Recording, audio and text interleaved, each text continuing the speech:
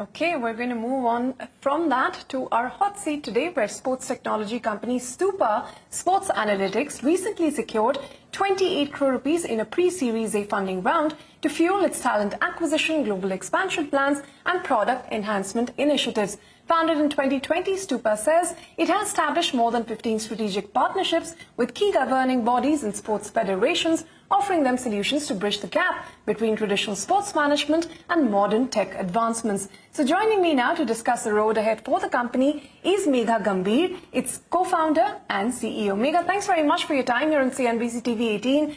Start by giving us a 30-second overview of what Stupa does, the gap that you've identified in the market as a sports tech firm that you're solving for. Thank you so much. Thank you so much for having me, actually. So in a nutshell, if I explain you what Stupa does, we basically are touching upon two areas. One is helping the federations and, federations and league organizers and the people who are basically running the sports ecosystem, helping them in digitizing all of the operations and automating them and helping them to basically, make more money by doing the media rights and also by enabling B2C monetizations and so on. So if I talk about what exactly a federation does, so they basically run events, run or manage the memberships, manage players, and help them in their development programs and so on. And this is what Stupa SaaS platform, which is like a licensing tech. We basically enable the federations to run all of their tournaments, leagues, manage their rankings, schedule fixtures, stream their matches, as well as create and collect a lot of data and media out of the platform, and then further actually helps them in also, distributing and monetizing different segments. All right. So how exactly then are you going to be using this 28 crores that you've raised? So the plan is that, so we already have been working with a lot of strategic partners in Europe. We work with 15 plus global clients, and that's part of the one product. But we also have another product, which is more related to fan engagement, where we are enabling the international sports ecosystem to add more and more data and AI into the TV broadcast for better fan engagement. So the plan is to basically expand further in Europe with different sports, because we started with TT and now we have already gone ahead with paddle and badminton, and we do want to also expand in multiple sports within Europe as well.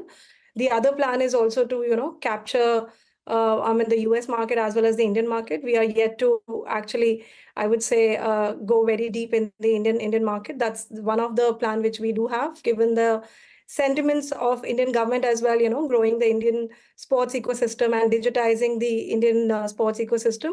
We do also feel that we are at the right time where Indian sports industry is also booming. So that's the second step we do want to take forward, other than the expansion in Europe, we can expand in India and US. And the third is basically to build a very strong tech team. We already have it, but we do also want to, attract top talent in AI and in engineering to help us build the system and take it to the next level. All right. This diversification that you were talking about into upcoming sports like pickleball and paddle, tell us about these plans in terms of what sort of additional revenue generation will they bring? So I feel that other than the traditional sports, which we already have in racket specifically, I would say, tennis and table tennis and badminton. You might have heard all these new sports also which are coming, and they're coming to India as well. I'm talking about pickleball and paddle. And I see that, they also, probably paddle can become an Olympic sport in future as well. So I feel that there is a lot more room to also help these sports grow and then, further expand into the market from the beginning itself, which can give a lot of, revenue benefits to the company, but also alongside helps the sports ecosystem as well to grow further. So that's basically the kind of an idea, because where we have built and proved our product in one market or one sports, we feel that now it's the time to diversify into the multiple sports and just not in racket, but even in future we can take this to volleyball, basketball and so on, and help the other sports as well what table tennis, could achieve in Europe with our product, and also add a lot of value to our revenue as well. All right. So, you've done this 28 crores pre-Series A round, 7.5 crore earlier, but you plan to raise even more capital in 2025. Tell us about that. So it completely depends. Actually, yes, we do plan to raise it, but I think the focus is currently at the moment. We needed this funding because we already have established us as a right product market fit in Europe, and we have seen a lot of traction. And now we want to take this to places, to different federations, different sports, and execute the similar model there as well. Especially in racket sports for an year, and then after that, we do feel that the product actually unlocks a lot of monetization opportunity for the federations through the B2C or the data distribution through B2C, as well as through media rights and so on. And that would be the time, when we are actually unlocking another revenue potential, which is, I just mentioned, media rights and B2C. That is the time we may require more capital, because that's going to be quite extensive and intensive as well. And that would be the time when we will be looking out for more funds.